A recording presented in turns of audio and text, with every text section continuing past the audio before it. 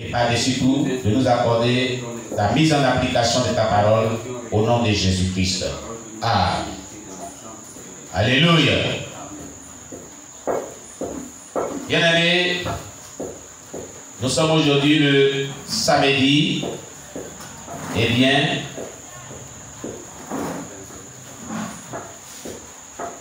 le samedi 27, je crois, mars 2021.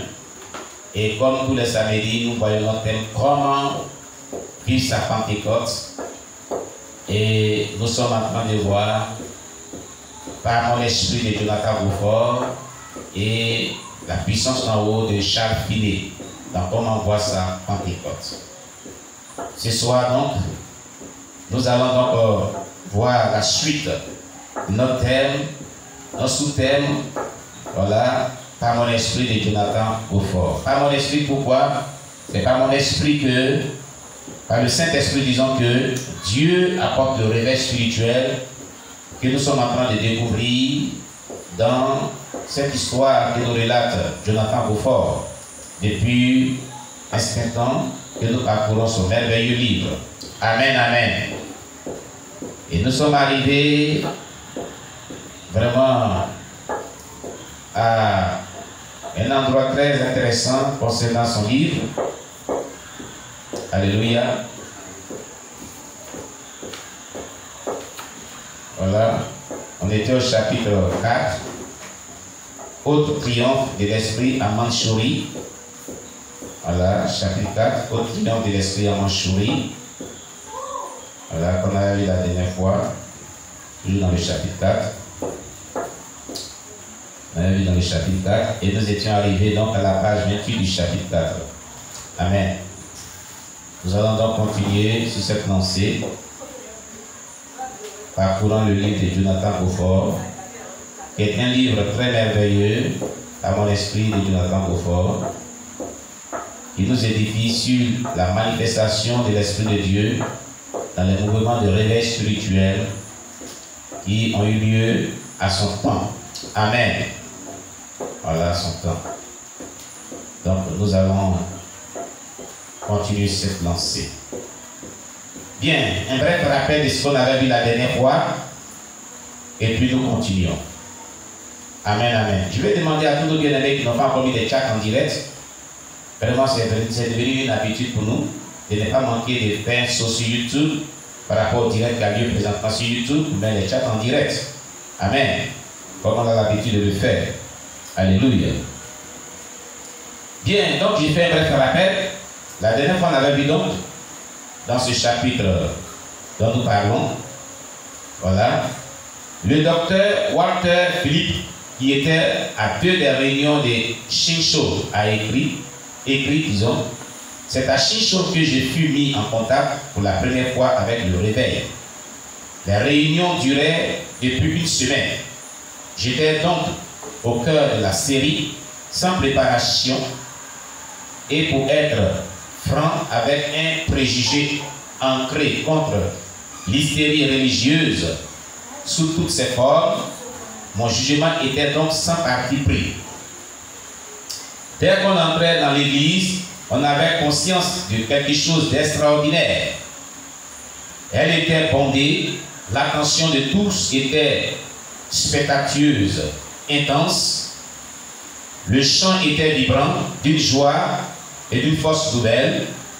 Les gens s'agenouaient pour prier, d'abord en silence, puis ici et là, quelqu'un commençait à haute voix, ses voix augmentaient de volume, s'unissant dans une supplication générale qui s'élevait comme le mugissement puissant de la mer et allait en s'affaiblissant jusqu'à être plus qu'un bruit de larmes. J'ai compris alors pourquoi le plancher était humide. Il était mouillé de larmes. L'air semblait électrifié. Je parle très sérieusement et d'étranges frémissements me parcouraient le corps. Et voici qu'au-dessus du bruit des sanglots, une voix entrecoupée, brisée, s'élevait. Un homme se confessait publiquement. Aucune parole ne peut décrire la terreur, la crainte, la pitié que ces confessions faisaient naître. On n'était pas tant choqué par l'énormité des péchés ou par les profondeurs d'indignité qu'il découvrait que par l'agonie du pénitent, par ses cris et ses gémissements, par sa voix brisée des sanglots. On était émis aux larmes en voyant les hommes se lever comme malgré eux et semblaient-ils obligés, coûte que coûte, de mettre leur cœur à nu. Je n'ai jamais expérimenté quelque chose de plus émouvant, de plus éprouvant pour les nerfs que le spectacle de ces âmes mises à nu devant les semblables. Cela continuait ainsi pendant des heures et des heures jusqu'à ce que la tension devint presque insupportable. Ici, un gros et robuste fermier se roulant par terre, cognant sa tête sur le plancher en gémissant sans cesse « Seigneur, Seigneur !» Là, une femme tremblante, dont la voix est à peine un soupir. Là encore, un petit écolier qui, les larmes coulant sur ses joues, barbouillé, sanglote. Je n'aime pas mes ennemis. La semaine dernière, j'ai volé 2 sous à mon maître. J'ai mis bas toujours et je jure. Je supplie le pasteur, les anciens et les diacres de prier pour moi. Puis de nouveau, les voix en prière augmentèrent de volume et rassemblèrent au son puissant et profond d'un grand orgue. Chaque fois que la prière diminuait, l'oreille persévère un murmure monotone de pleurs et de supplications angoissées d'hommes et de femmes qui, oubliant leur entourage, luttaient pour obtenir la paix. Voilà où on était arrêté la dernière fois pour ce bref rappel de lecture. Amen, amen. Eh bien, pour dire que ce qui a poussé toutes ces personnes en train de sangloter, pleurer, confesser leurs péchés de manière publique, eh bien, c'est l'onction de réveil spirituel qui émanait de Dieu, traversait son serviteur Jonathan Beaufort, qui ne faisait que donner un simple sermon, et Dieu se saisissait de ce sermon pour envelopper de chaque parole qui sortait de sa bouche son onction, afin de saisir le cœur des auditeurs qui l'écoutaient. Ce n'est ni par la force, ni par des paroles effrayantes, ni par la terreur, mais par la puissance du Saint-Esprit. Voulez-vous que l'Esprit de Dieu s'empare du cœur des gens quand vous parlez de la part de Dieu, et que leur vie soit transformée, et que leur vie soit changée, et que le réveil spirituel soit apporté dans leur vie? Faites comme Jonathan Beaufort. Il avait des résultats minables.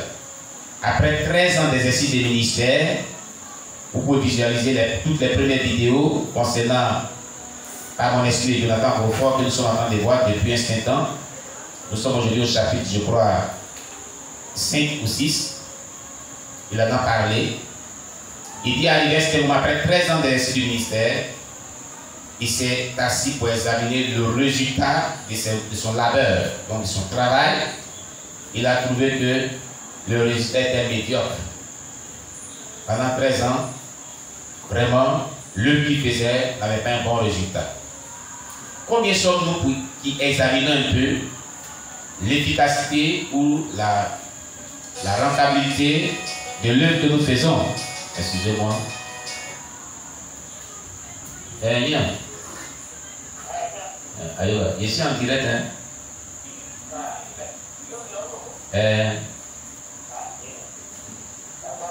D'accord. Amen. Excusez-moi. Et donc je disais, quand il a vu que son résultat n'était pas satisfaisant, qu'est-ce qu'il a fait? Il a cherché des voies et moyens avec le Saint-Esprit pour qu'il y ait des bons résultats pour l'œuvre de Dieu. Du coup, il a commencé à étudier la Bible. Pourquoi il s'est référé à la Bible? Il n'a pas cherché un homme de Dieu d'abord, ni qui que ce soit. Il a cherché vraiment à étudier la Bible pour savoir tous les passages bibliques qui parlent de puissance, de l'onction, de puissance et de puissance. Il les a tous étudiés, il n'était pas satisfait. il est allé faire la recherche pour savoir des ouvrages qui parlaient des réveils spirituels qui ont eu lieu avant que lui-même il n'existe, depuis la Bible jusqu'à son temps, à son époque. Et c'est comme s'il est tombé sur les livres de réveil de Charles Finet. Son livre de réveil de Charles Finet. Le livre de réveil de Charles Finet. Il a étudié. Et Charles Finet a donné des principes de vie pour un réveil efficace, pour être utilisé puissamment, pour un réveil efficace afin de gagner les âmes. Et Jonathan Beaufort a dit, si Charles Finet a respecté ces principes, et que c'est ce qu'il respecte pour que Dieu le tue puissamment comme cela, moi aussi je vais les respecter, afin d'avoir de pareils résultats aussi dans l'exercice de mon ministère. Et il a commencé à les mettre en pratique lui aussi. Et voici les résultats que nous sommes en train de voir. C'est la même chose que chacun des vivait, qu'il est en train de vivre.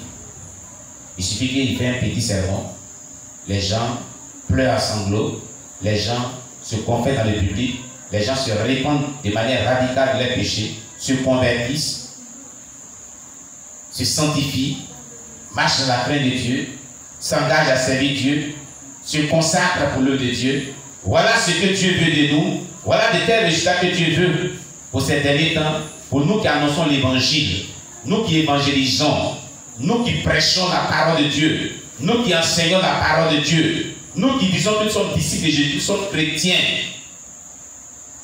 Dieu veut que nous nous consacrons pour avoir de tels résultats, pour gagner les âmes à Christ et pour que les âmes soient sauvées.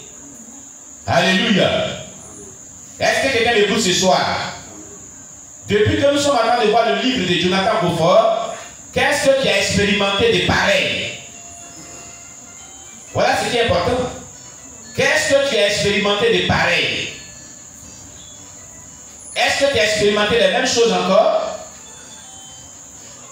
Est-ce que tu es en train de vivre les mêmes choses que Jonathan Beaufort ou même que Charles Finet? Revoir ta relation avec Dieu. Revoir les résultats de ton évangélisation. Est-ce que les âmes sont gagnées? Est-ce que les âmes sont touchées lorsque tu parles de la part de Dieu? Les gens se convertissent, les gens se répandent de leurs péchés, les gens s'attachent à la parole de Dieu, les gens se donnent à Jésus-Christ. Nous sommes dans une dernière bataille avant le retour de Jésus-Christ. Une bataille farouche pour gagner les âmes à Christ.